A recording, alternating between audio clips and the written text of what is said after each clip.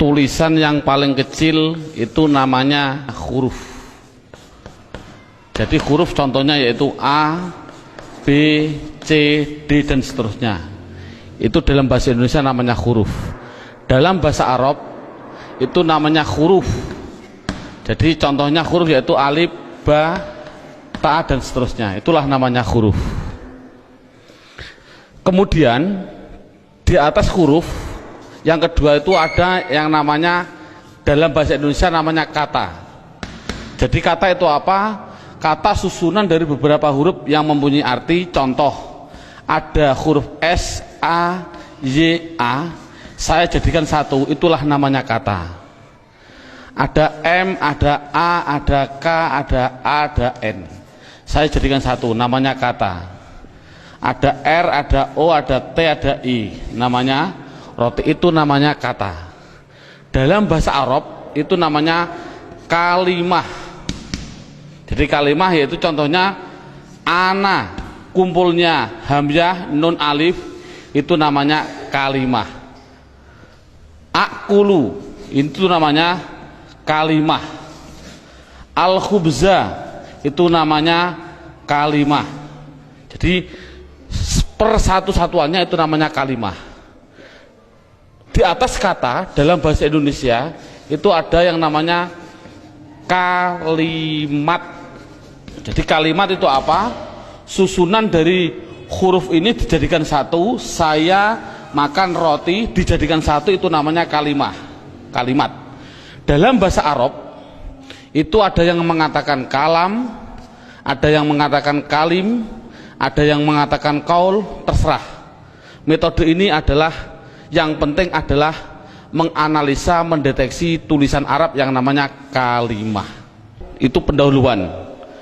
Sekarang dalam buku ini, metode ini ada beberapa bentuk. Yang pertama menggunakan yang namanya buku panduan, dan yang kedua harus menggunakan silabus, yaitu urut-urutan metode belajar mengajarnya seperti ini. Sekarang setelah anak sudah mengetahui bentuk tulisan, sekarang naik yang poin yang inti, yaitu dalam buku buka halaman 1 yang judulnya yaitu kalimah. Makanya tadi saya bilang yang terpenting anak bisa mendeteksi kalimah. Jadi kalimah itu ada 3. 1 kalimah isim, 2 kalimah fiil, 3 kalimah huruf. Anak dikasih suatu gambaran bahwasannya tulisan dalam Al-Quran di dunia, di Quran khususnya, itu ratusan ribu. Kalau di dunia itu adalah jutaan miliar, miliaran juta. Berarti jutaan miliar itu jumlah kalimah. Contoh, saya mencontohkan. Ada tulisan Arab alhamdulillahi rabbil alamin. Ini kita deteksi, yang inilah namanya kalimah. Lillahi itu namanya kalimah, Robbi namanya kalimah, alamin namanya kalimah. Padahal tulisan Arab apapun yang namanya kalimah pasti kalau tidak isim fi'il huruf. Jumlah kalimah miliaran triliun pasti hanya ada 3. Kalau contohnya alhamdulillah harus dijawab oleh anak kalau tidak isim fi'il huruf. Lillahi kalau tidak isim fi'il huruf. Robbi kalau tidak isim fi'il huruf. Alamin kalau tidak isim fi'il huruf. Selamanya. Makanya tulisan Arab di dunia itu sebenarnya hanya ada 3, yaitu isim fi'il huruf. Makanya sering saya ngasih pemikiran pada anak, tulisan apapun tulisan Arab hanya ada 3. Masuk 3 kok 3 tahun.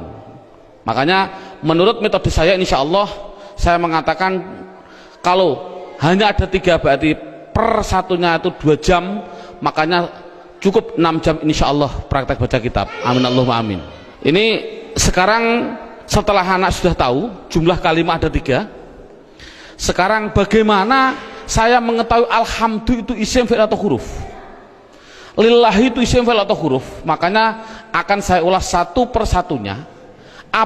Bagaimana cara mendeteksi isim itu fi'il itu huruf. Buka pada bukunya halaman 2. Dalam bukunya halaman 2 dilihat judulnya cara mengetahui isim. Jadi cara mengetahui isim itu dengan dua cara. Satu mengetahui artinya. Kalau memang artinya itu kok menunjukkan suatu kata benda atau suatu kata sifat, pasti itu dikatakan isim. Jadi isim itu kalau tahu artinya itu menunjukkan benda atau menunjukkan suatu sifat, pasti isim. Sama dengan fi'il nanti juga sama. Cara mengetahuinya fi'il dengan dua cara sama. Satu mengetahui artinya. Kalau memang artinya menunjukkan suatu kata kerja, itu pasti fi'il. Nah di dunia ini kan hanya ada tiga. Pasti kalau tidak kata benda, kata sifat, kata kerja. Saya contohkan, duduk itu kerja atau apa? Jawab saja, anak dites. Contoh saya bilang duduk, isim, fi'il atau huruf? Anak akan jawab fi'il karena artinya kerja. Saya contohkan lagi, ada tulisan Arab mim sin jim dal. Ini tulisan Arab.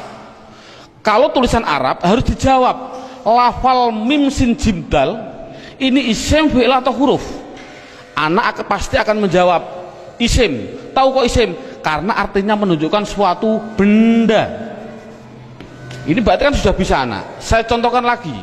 Saya bilang ada tulisan Arab, coba anak-anak lafal Arab ini jawab dengan tiga kategori, isim, fi'il atau huruf. Ini saya contohkan, mim dal ro sinta, artinya madrusah. Harus dijawab isim, fi'il atau huruf. Anak pasti akan menjawab itu isim. Tahu kok isim? Karena artinya benda. Oh 100. Jadi kalau ada apapun artinya benda atau sifat, contohnya Allahu Akbar, saya menerjemah Akbar itu artinya agung atau mulia. Ini agung itu kan suatu sifat, otomatis Akbar ini harus dijawab. Akbar itu isim, fi'il atau huruf?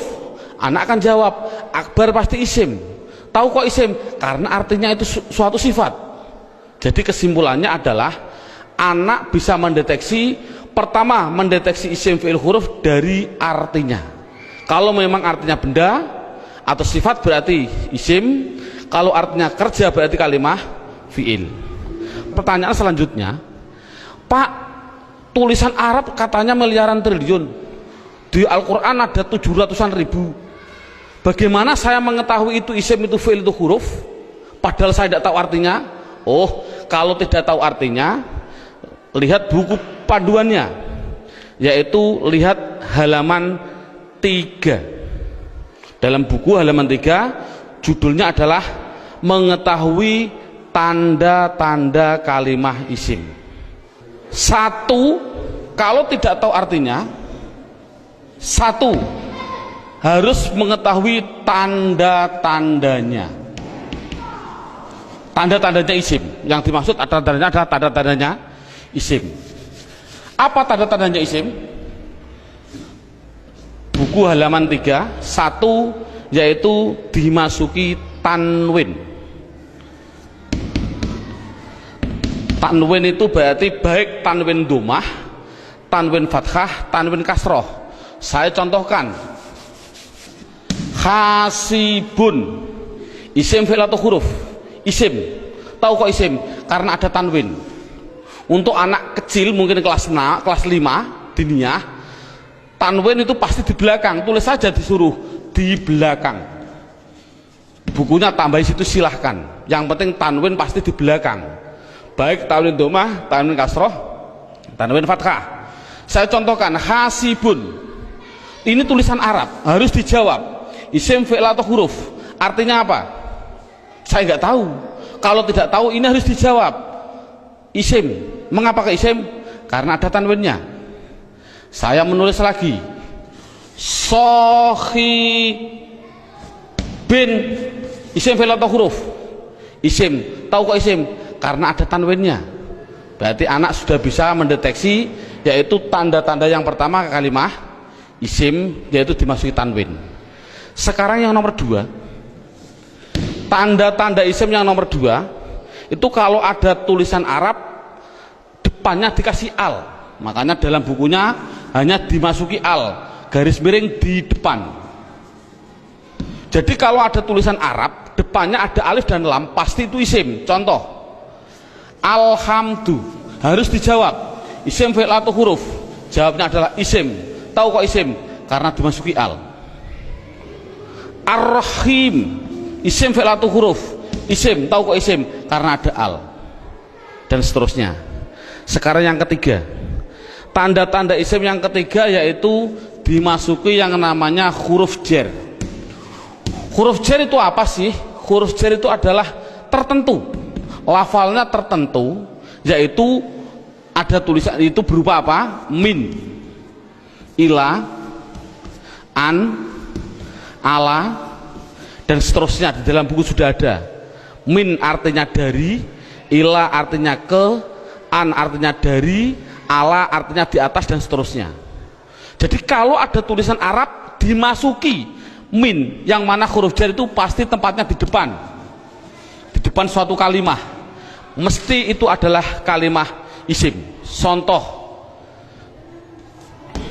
saya mencontohkan ada tulisan Arab, zahaba zaidun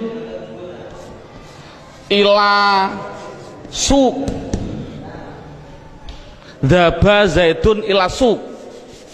Anak saya tes satu persatu dulu. Zaidun isim fi'il atau huruf? Isim. Tahu kok isim? Karena ada tanwinnya.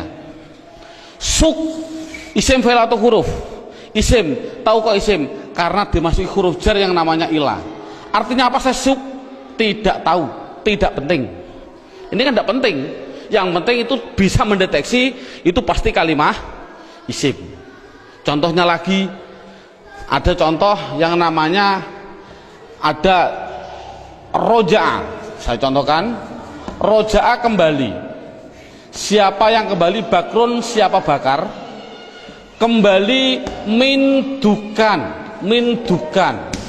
Bakrun isim fi'il atau huruf? Jawabnya isim. Tahu kok isim? Karena ada tanwin.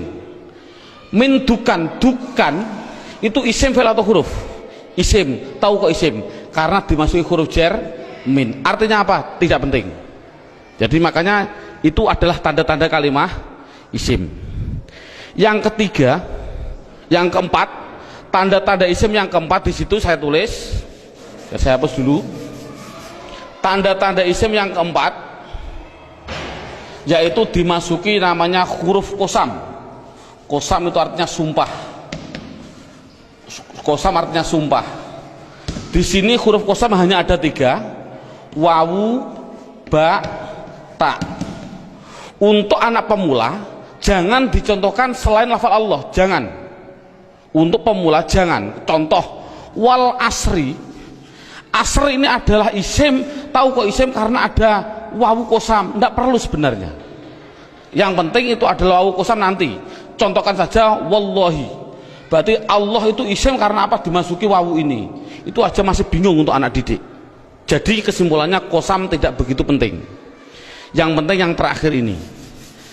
Tanda-tanda isim yang terakhir yang kelima yaitu dimasuki yang namanya mamimu.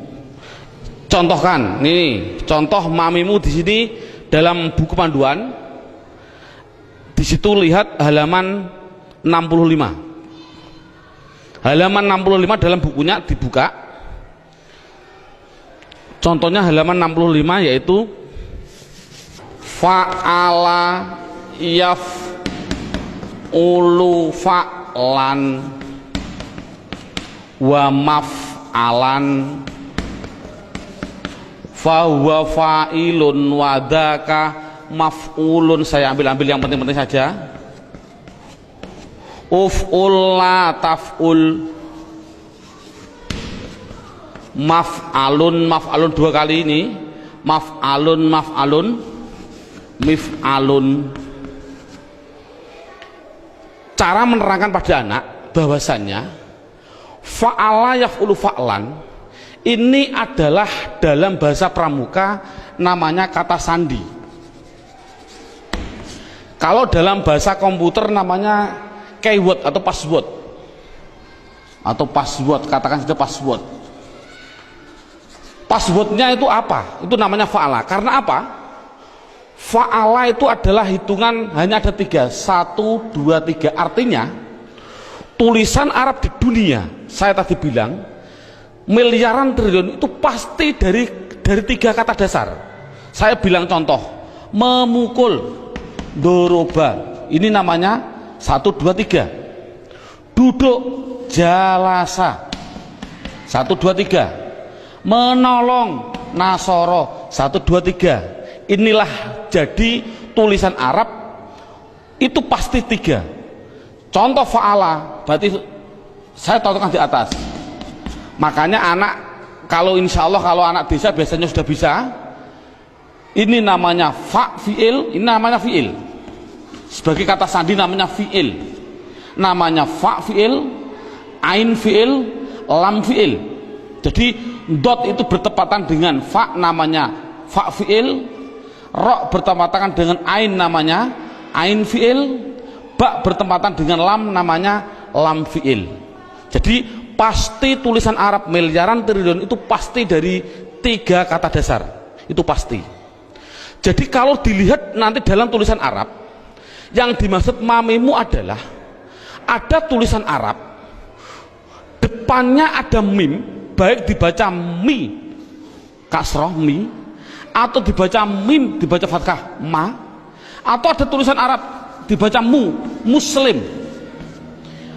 Kalau ada tulisan Arab depannya kok dikasih mim dan jumlahnya pasti 4, berarti karena 3 yang asli, mim lam sin asli, mim tambahan, lam fa lam ain fa asli, mim tambahan.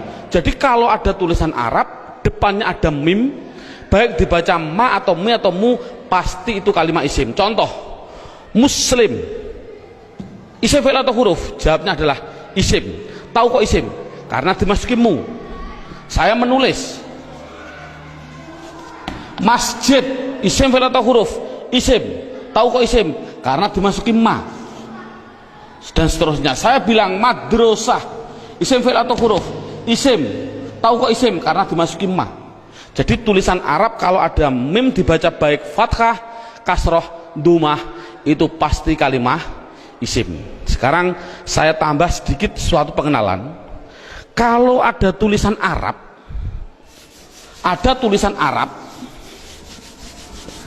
depannya saya kasih mi, contohnya mi dalam halaman 65, itu pasti menunjukkan suatu alat, pasti. Contoh saya contohkan, rowaha sama dengan fa'ala. Rowaha artinya angin. Coba kalau kasih mi bunyinya apa? Samakan dengan ini, berarti mati hidup, hidup. Rowaha kasih mi bunyinya mirwahun. Jadi mirwahun artinya adalah, karena ada mi, artinya adalah alat angin. Apa alat angin? Kipas angin. Jadi kipas angin itu bahasa Arabnya adalah mirwah. Saya menuliskan lagi, kalau ada tulisan Arab di belakangnya ada tak seperti ini, tak, pasti itu hanya tambahan, tidak akan asli, pasti tambahan. Contoh, satoro. Satoro saya nulis artinya pinggir.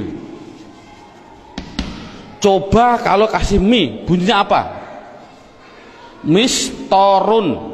Tapi tak ada masalah lah. Mistorotun. Apa mistorotun? Penggaris salah. Yang betul adalah alat pinggir, yaitu penggaris sama. Jadi kan sama tujuannya, semuanya.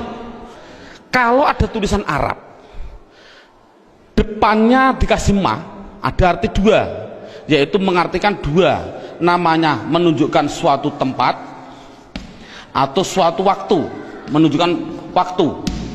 Tinggal pilih kondisional. Untuk guru tolong hanya sebutkan saja pasti maf'a, karena nanti dalam pendalaman ada yang namanya maf'i ada, tapi tidak perlu dicontohkan pada murid. Yang penting adalah maf'a. Kalau ada lafal maf'a, pasti tinggal pilih menunjukkan tempat atau waktu. Contoh, Darosa belajar.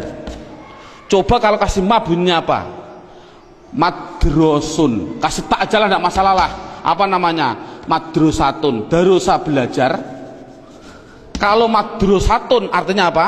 Sekolahan, jangan sekolahan. Artinya itu tempat belajar, yaitu sekolahan, sama. Semuanya seperti itu semua. Kataba menulis. Coba kalau kasih ma bunyinya apa? Maktabun. Apa maktabun? Maktabun artinya tempat menulis. Apa? Meja tulis. Jadi meja tulis bahasa Arabnya maktab dan lain sebagainya. Ada yang mengatakan tempat nulis itu adalah kantor, boleh. Jadi maktabun kantor, boleh, karena memang kantor itu untuk tempat menulis juga, dan seterusnya. Setelah itu yang penting anak bisa mendeteksi kalimat isim. Ini alhamdulillah cukup sampai ini. Minimal anak bisa mendeteksi media harokat pasti isim. Karena apa? Kita semua bisa melihat yang namanya isim di media harokat itu pasti ada tanda-tandanya itu semua, kecuali satu yang namanya mudhof. Ini murid tidak perlu diterangkan, ini khusus spesial guru, karena semua media harokat bisa dideteksi itu isim. Saya bisa mendeteksi kecuali satu, apa yang namanya mudhof. Berarti mudhof. Apa mudhof itu? Nanti tidak perlu kita terangkan pada anak. Ini yang pertama. Sekarang alhamdulillah beberapa menit sudah bisa anak bisa mendeteksi tulisan Arab yang namanya isim. Sekarang kita mendeteksi yang kedua yang namanya kalimah fi'il. Kita mendeteksi yang kedua namanya kalimah fi'il. Tadi saya bilang kalimah ada 3 isim fi'il huruf. Isim mengetahui artinya, kalau benda sifat menunjukkan benda atau sifat berarti isim. Kalau tidak tahu artinya, mengetahui tanda-tandanya. Sama dengan fi'il. Kalau mengetahui artinya, itu artinya menunjukkan suatu kerja, berarti kalimah fi'il. Tadi sudah saya terangkan. Kalau tidak tahu semuanya Pak, oh sama dengan isim, yaitu mengetahui tanda-tandanya. Lihat buku panduannya, yaitu halaman 10. Buku panduan halaman 10.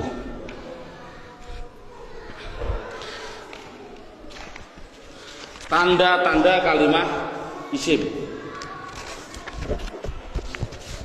1 dimasuki kot. Di situ saya 1 dimasuki kot. Dimasuki kot. Saya menulis, biar anak, karena anak kecil mungkin biar jelas, saya suruh di depan, tempatnya itu di depan.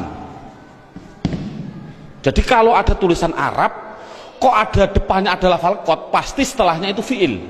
Contoh, saya mencontohkan, Allahu Akbar, Allahu Akbar, qad qomatis sholah, qad qomatis sholah. Ini adalah lafal kot. Koma itu mau tidak mau harus saya jawab itu kalimat fi'il. Tahu kok fi'il? Karena dia dimasuki kot. Ini kan paling mudah. Jadi kalau ada dimasuki kot itu namanya kalimat fi'il. Apa artinya koma? Tidak penting.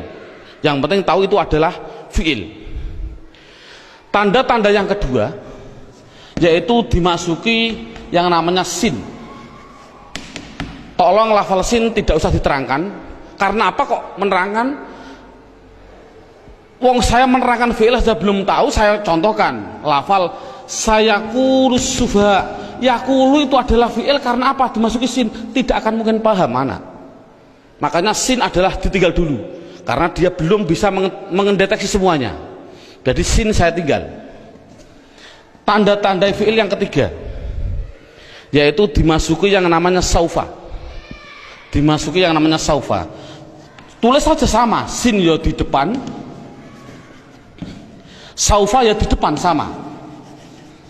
Contoh yang biasa yang sering didengarkan oleh anak, contoh saya bilang kala saufata, lamun tak lamun, itu pasti saya mengatakan fi'il.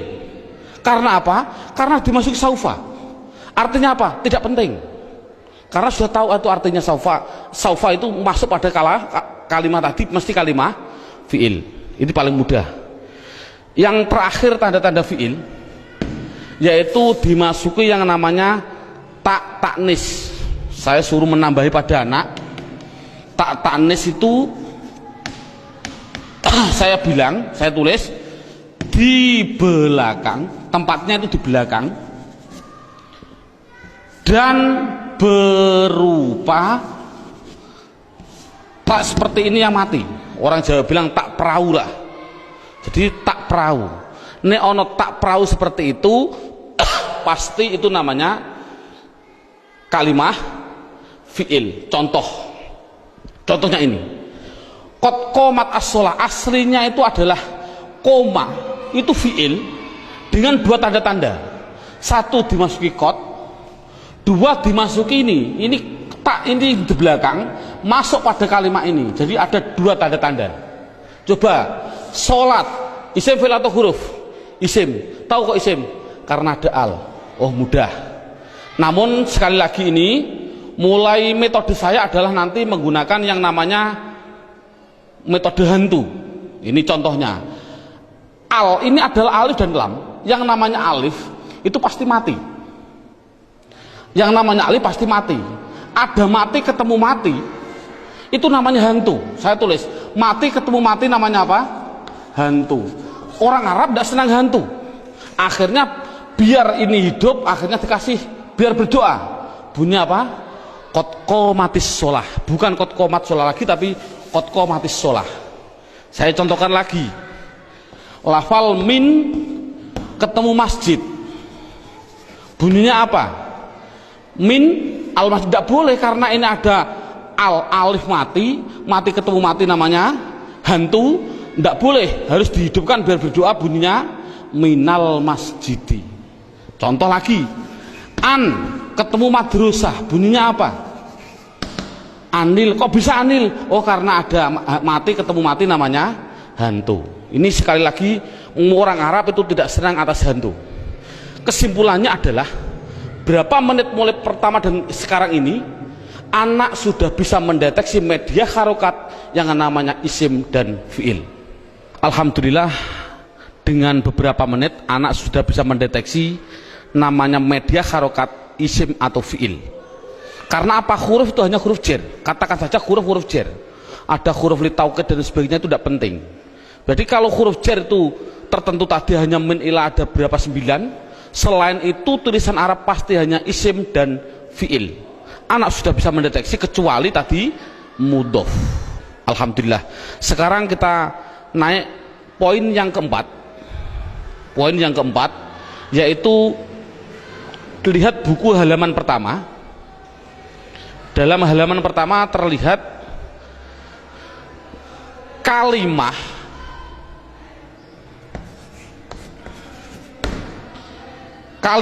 isim, fiil, huruf.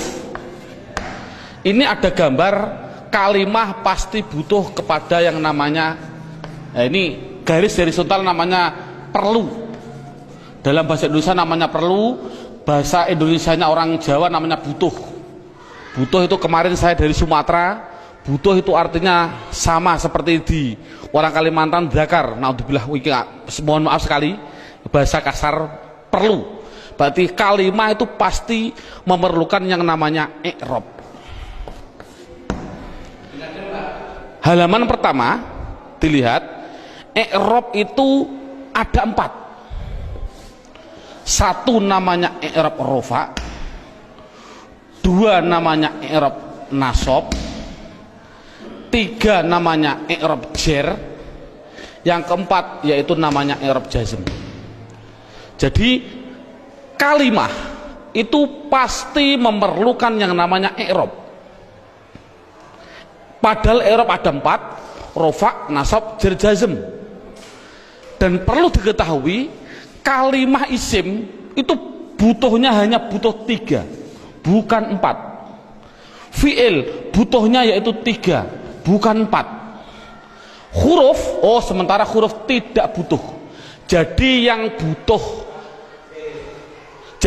butuh i'rab itu yaitu khusus yang namanya kalimah isim dan kalimah fi'il.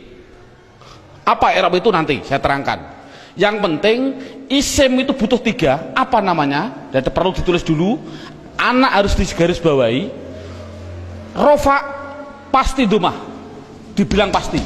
Karena pengalaman saya pada waktu kecil, Pak Guru menerangkan rofa yaitu domah, wawu, alif, nun. Itu saya juga bingung.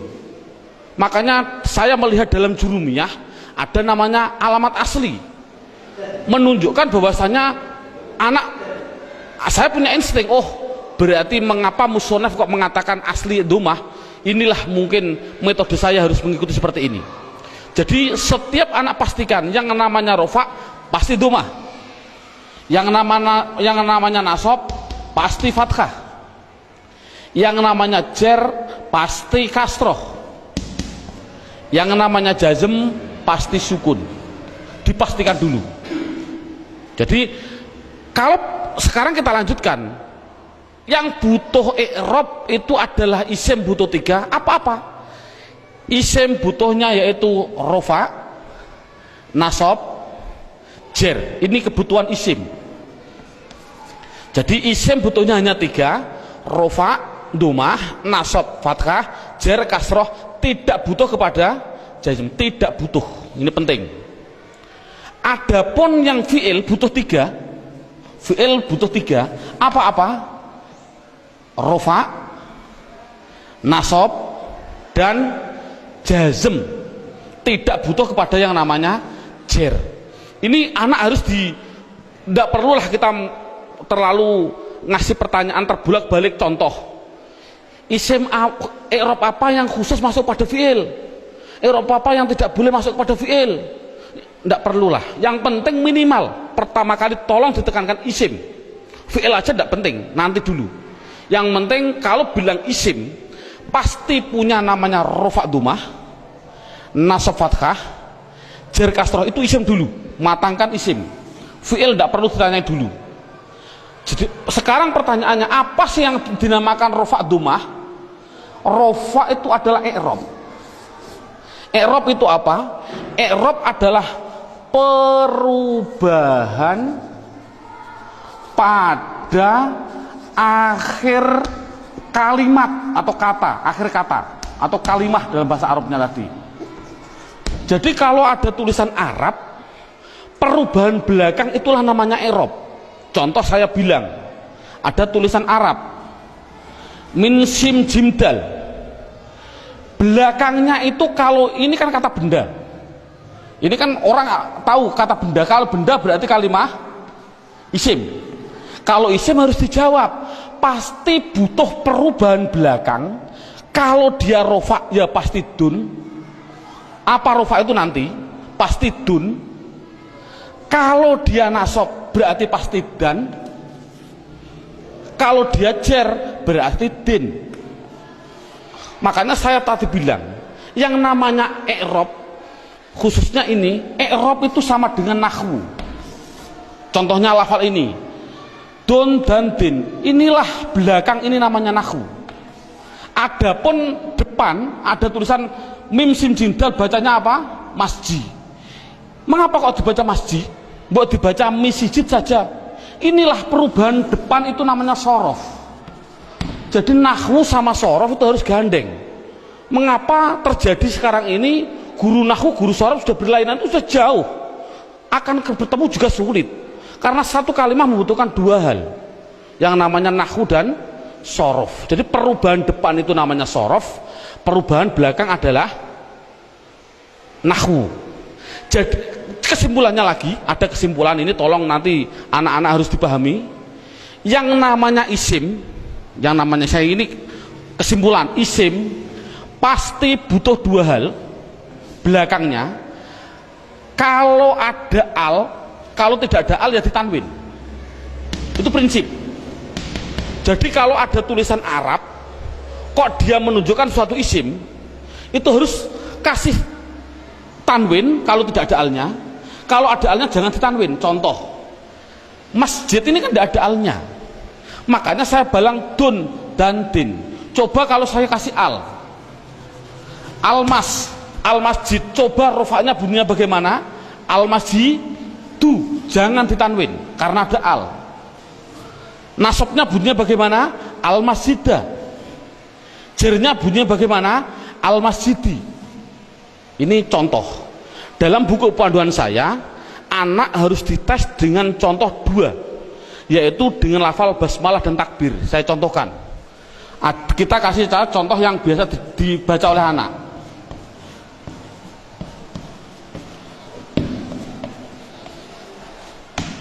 Dideteksi dulu isim fi'ilnya. Coba rohim, lafal belakang ini isim fi'il atau huruf? Isim. Tahu kok isim? Ada al. Rohman, isim fi'il atau huruf? Isim. Tahu kok isim? Ada al. Allah, isim fi'il atau huruf? Isim. Tahu kok isim? Ada al. Silahkan. Ini ada khilafiyah ulama. Ada yang mengatakan jangan bilang al. Ini adalah ismudzat, tidak boleh dirubah-rubah. Tapi ada ulama yang mengatakan memang al.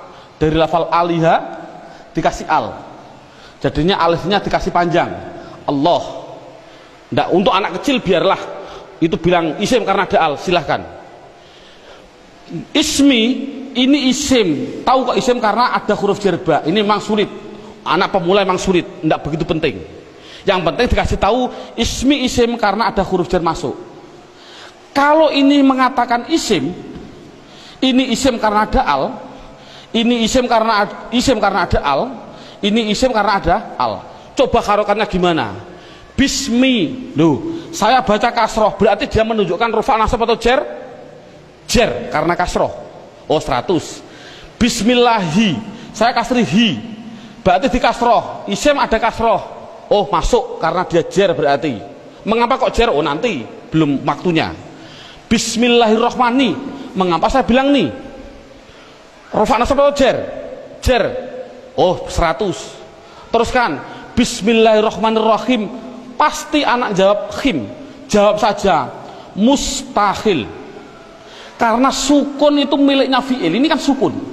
Sukun itu adalah miliknya kalimah.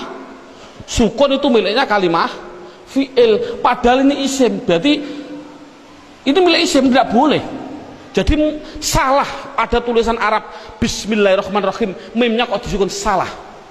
Mestinya itu kalau dia isim, kalau tidak rahimu ya rahimah ya rahimi, pasti itu.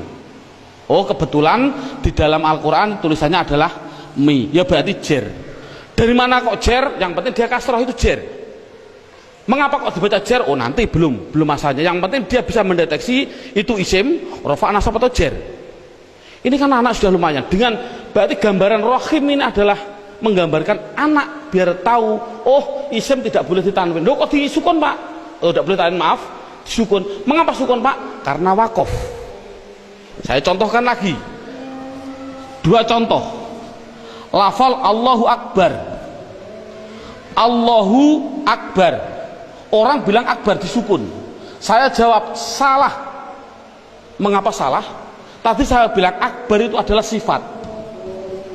Yang namanya sifat itu pasti isim. Yang namanya isim tidak mungkin dia disukun. Di dalam tulisannya kalau begini. Karena apa? Sifat isim tidak boleh sukun. Karena sukun itu miliknya fi'il. Kalau isim itu pasti kalau tidak ru, ya ro, ya ri. Mengapa tidak ditanwin? Nanti. Yang jelas ini contoh Allahu Akbar. Allah isim, tahu kok isim ada al. Rufa nasab atau jer?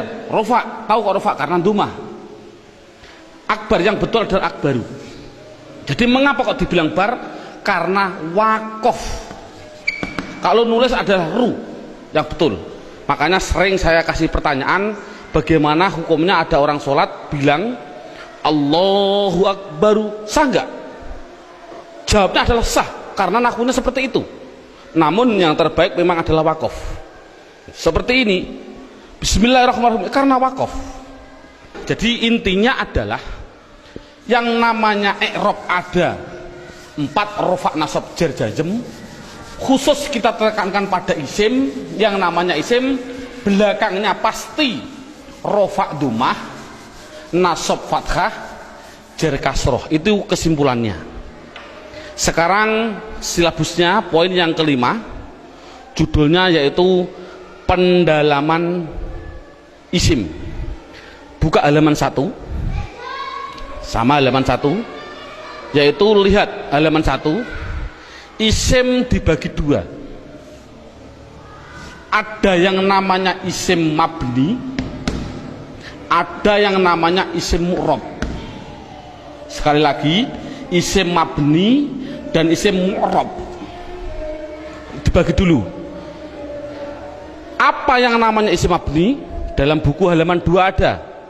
Mabni itu adalah, mabni itu apa? Mabni adalah harokat belakang, harokat belakang itu tetap. Saya tulis tetap. Itulah namanya mabni. Jadi mabni itu apa? Mabni harokat belakang tetap. Mu'rab itu apa? Mu'rab yaitu harokat belakang berubah-ubah. Harokat belakang berubah-ubah. Jadi itu kesimpulannya. Jadi isim harus dibagi 2, isim mabni dan isim mu'rab. Isim mabni belakangnya tetap, isim mu'rab belakangnya berubah-ubah. Isim mabni sekarang diperinci satu persatu. Dalam silabus ada isim mabni, yaitu satu namanya isim domir. Saya tulis satu namanya isim domir. Tolong dalam hal ini anak tidak usah diperdalami.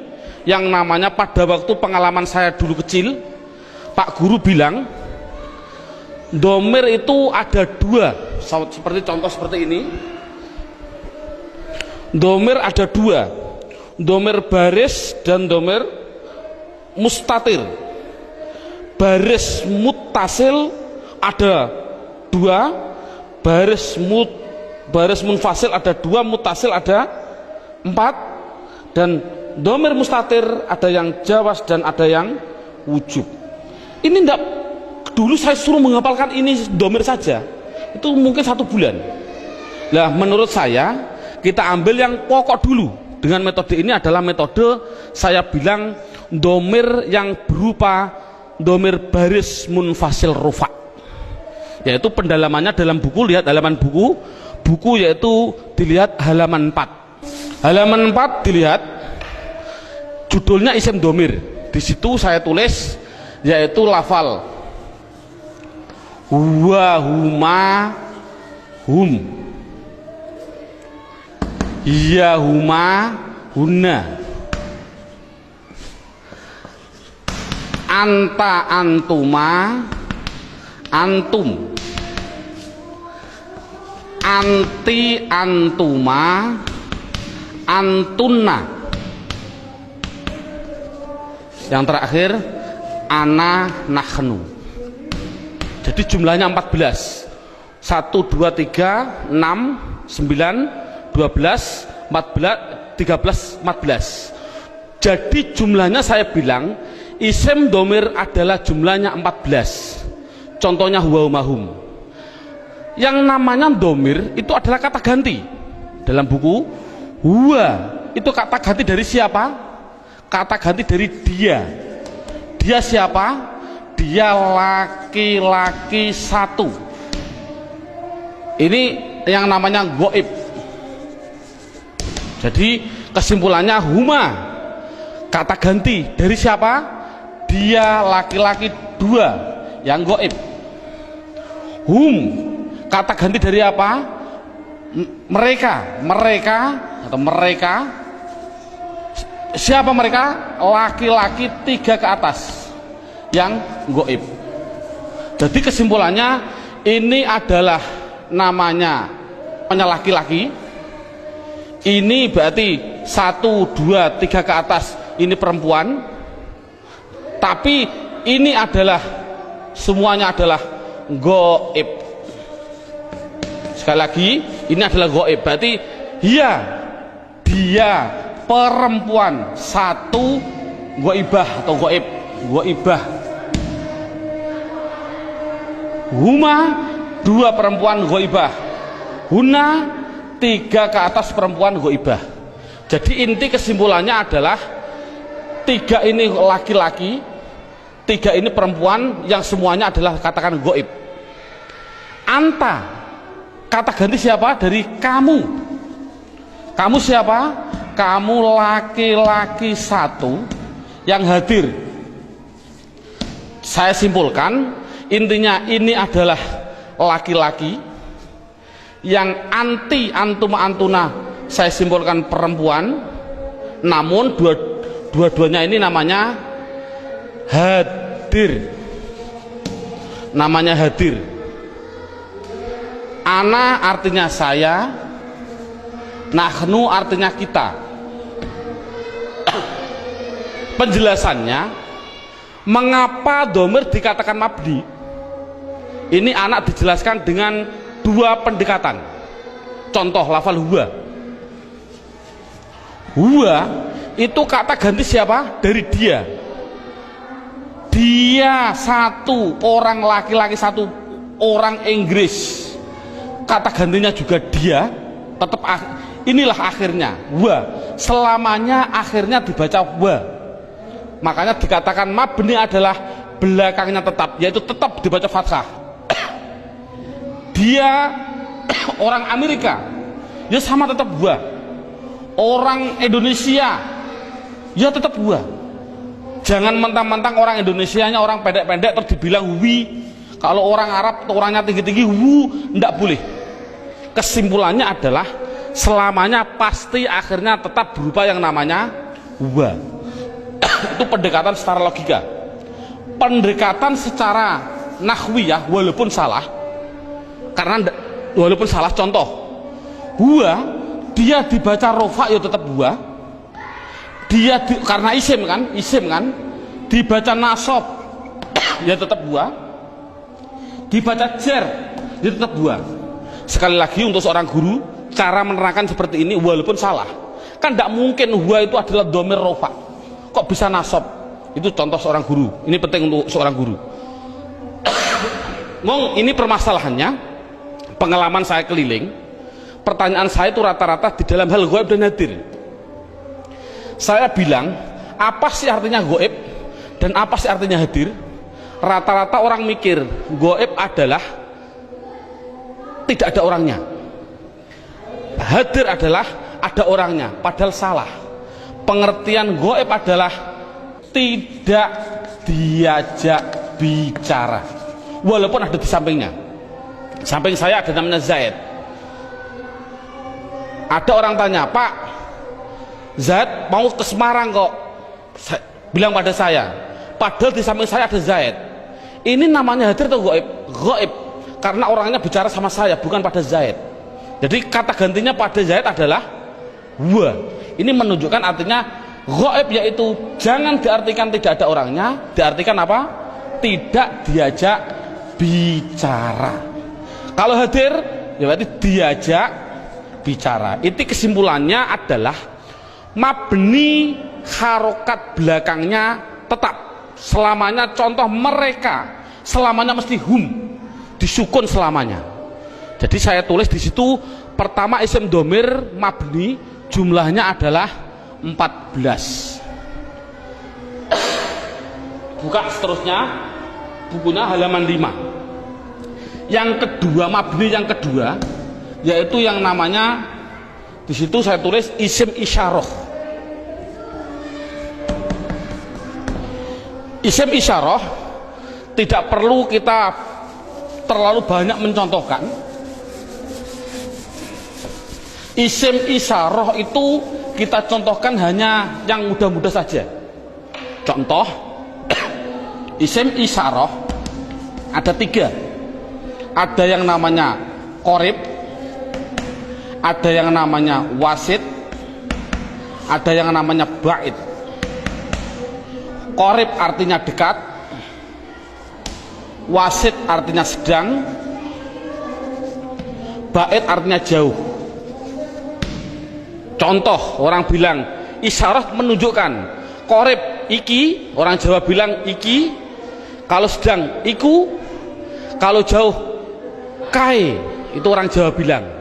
Tapi kalau orang Sunda iya eta itu ya salah, itu milik orang Indonesia, bukan bukan orang Sunda sebenarnya, tapi orang Sunda tidak punya jauh, sama dengan kita. Ini tidak, masalahnya adalah contoh qorib.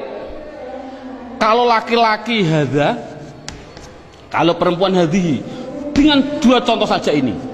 Contoh lafal hadza, siapa ini selamanya dibaca dza, akhirnya dza, walaupun yang ditanyakan seorang kiai, seorang gubernur, seorang presiden, tetap siapa ini, man hadza, selamanya dibaca dza belakangnya, jangan berupa dzi atau du. Makanya itulah namanya mabni. Saya tidak usah menerangkan wasit, bait sudah ada. Yang jelas contohnya yaitu dalam buku panduannya sudah saya tunjukkan, yaitu isim isyarah ada 3, hadza hadhihi.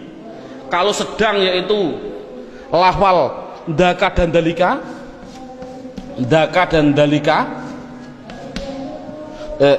daka dan tilka, saya contohkan daka dan tilka. Kalau jauh saya contohkan hanya 2, dalika dan ulaika. Jadi jumlahnya yaitu ada berapa? Dalika, ulaika. Jumlahnya berapa? 1, 2, 3, 4, 5, 6. Saya katakan isim isyarah jumlahnya adalah hanya 6. Walaupun nanti pendalamannya banyak. Seorang guru tolong hanya seperti itu dulu. Terusnya mabni yang ketiga yaitu yang namanya isim mausul. Buka dalam bukunya halaman yang ke isim mausul, kata sambung. Datanglah Zaid, yang mana ja'a Zaidun alladzi. Ini isim mausul itu hanya tertentu, lafalnya tertentu. Sudah dalam bukunya ada, yaitu lafal alladzi, alladzina, alladzi, alladani, alladina. Contoh saya tidak usah nulis, mohon dilihat contoh ini isim mausul tertentu. Alladzi, alladani, alladina, allati, allatani, allati. Cukup sebutkan hanya 6 saja, yaitu biar anak hanya tahu isim mausul jumlahnya hanya ada 6. Mabni yang keempat, mabni yang keempat yaitu yang namanya isim istifham. Istifham, istifham itu pertanyaan. Di situ saya menulis, tidak usah saya tulis biar waktunya lebih singkat. Yang penting guru bisa menerangkan. Yaitu di situ saya tulis hanya man, mundu, madza, mata, ayana, aina, kaifa, anna, kam, dan ayu. Jumlahnya saya tulis itu hanya 10. Jadi istifham hanya ada 10. Yang keempat, yang ke mabni yang kelima, yaitu namanya isim syarat. Syarat itu apabila, jikalau, andai kata, itu namanya syarat. Saya tulis dalam bukunya biar lebih singkat. Lafalnya tertentu.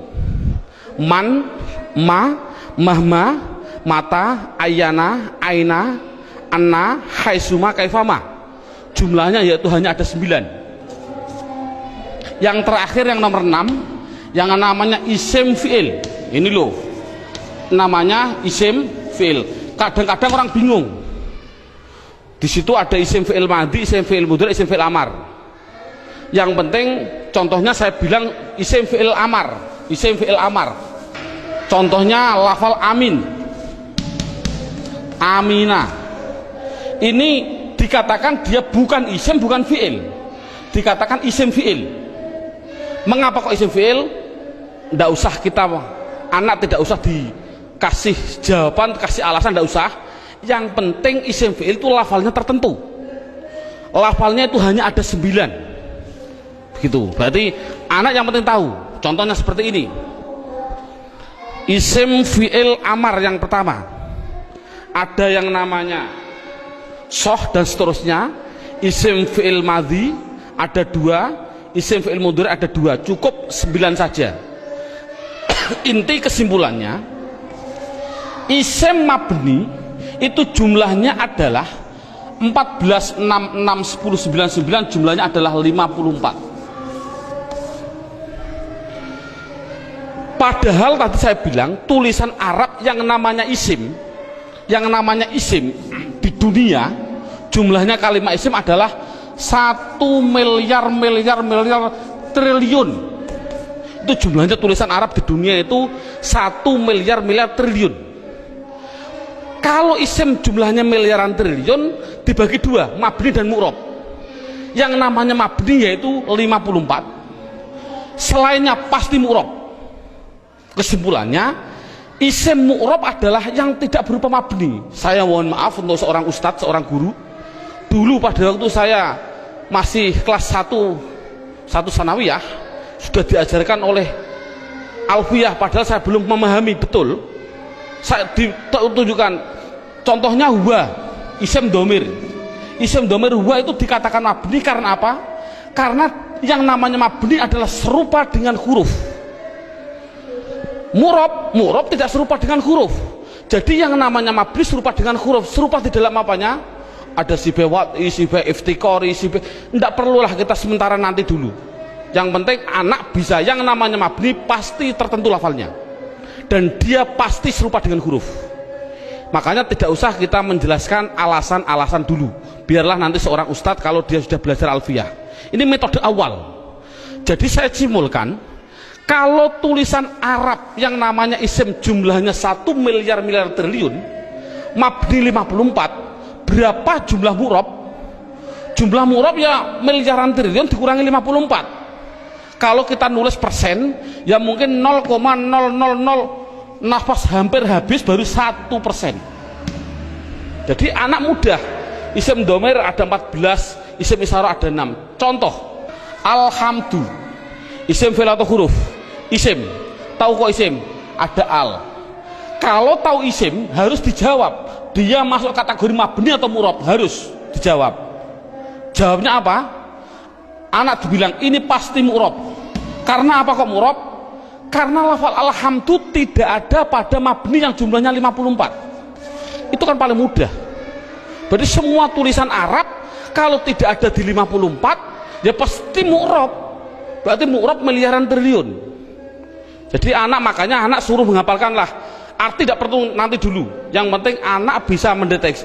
Itu adalah mabni, jumlahnya 54, apa-apa, wa dan seterusnya. Isim isyarah tak dihafal, isim mausul hafal. Selain itu pasti mu'rob. Contoh lagi, alhamdulillahi rabbil alamin. Isim fi'il atau huruf? Isim. Tahu kok isim? Ada al. Kalau isim, jawab mabni atau mu'rob? Itu pasti, pertanyaan itu harus. Jawabnya adalah mu'rob. Tahu kok mu'rob? Karena tidak ada di mabni, gitu saja. Paling simpel. Mengapa kok mu'rob? Karena tidak ada di mabni. Insya Allah anak akan bisa. Berarti bisa mendeteksi media harokat itu isim, mabni atau mu'rob. Semuanya. Mulai dari bismillah, mu'rob karena tidak ada di mabni. Bismillahi Allah, mu'rob karena tidak ada di mabni. Bismillahirrahman, Rahman mesti mu'rob karena tidak ada di mabni. Rohim mu'rob karena tidak ada. Mudah. Jadi anak sudah bisa mendeteksi itu mabni dan itu mu'rob. Sekarang pendalaman yang terakhir, pendalaman isim yang terakhir yaitu di dalam hal mu'rob. Dalam buku panduannya lihat halaman 8. Lihat halaman 8. Halaman 8 sudah tertulis, saya tulis di situ. Halaman 8. Halaman 8 sama halaman 1 sama. Sekali lagi, halaman 8 dan halaman 1 adalah sama. Yang namanya mu'rob itu tadinya ada 6. 6 jumlah total 54. Sekarang enggak, yang namanya mu'rob 1 ada yang namanya mufrad, 2 ada yang namanya tasniyah,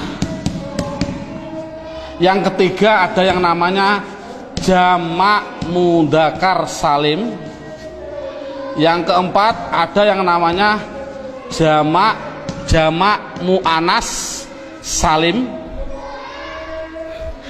yang kelima, nah ini saya batasi cukup mu'rob, yang penting anak bisa 4, mufrad tasniyah jamak mudzakkar salim jamak muannas salim. Yang kelima sampai yang ke-9 tidak penting. Sekali lagi metode ini adalah tidak penting. Karena apa?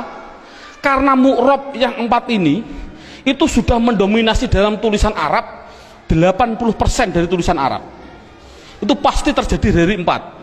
Makanya anak harus ditekankan di dalam 4 tadi. Berarti sekali lagi, mu'rob yang jumlahnya miliaran triliun dikurangi 54 itu harus dimasukkan di antara 4 ini. Berarti di antara 4 ini mufrad, tasniyah, jamak mudzakkar salim, jamak muannats salim. Sekarang anak diterangkan apa sih yang namanya isim mufrad. Lihat ini, mufrad itu bahasa Arab. Artinya apa mufrad? Artinya satu. Baik dia seorang laki-laki atau perempuan, pokoknya satu, itu nama bahasa Arabnya mufrad. Tasniyah itu bahasa Arab. Apa sih artinya tasniyah? Tasniyah itu artinya 2.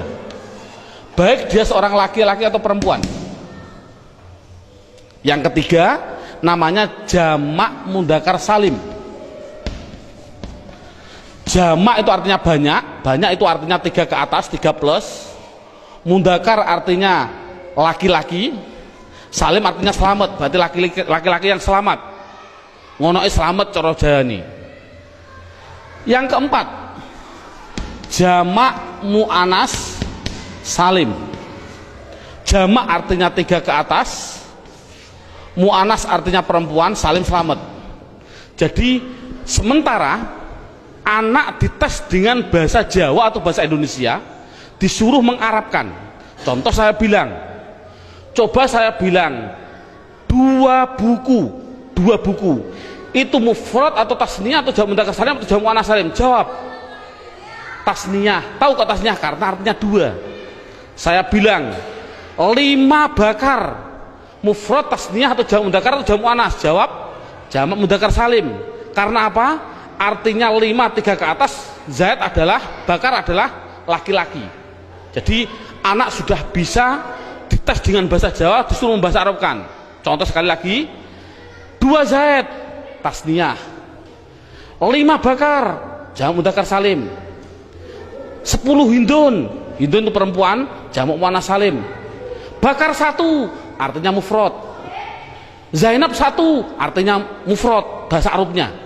Nah, kalau ada tulisan Arab kok tidak berupa mabni yang jumlahnya 54, pasti harus dimasukkan mu'rob. Kalau mu'rob harus dimasukkan di antara 4 ini, harus apa mufrad, apa tasniyah, apa jamak mudzakkar salim, apa jamak muannats salim, pasti harus masuk semua tulisan mu'rob.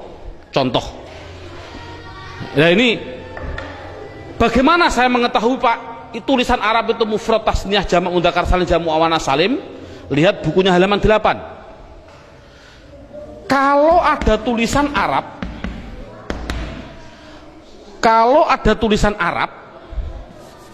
belakangnya kok ada alif nun atau ya nun, nunnya dibaca kasroh ni, sebelum ya dibaca fathah, sebelum alif dibaca fathah, bunyinya ani atau aini, mesti artinya 2.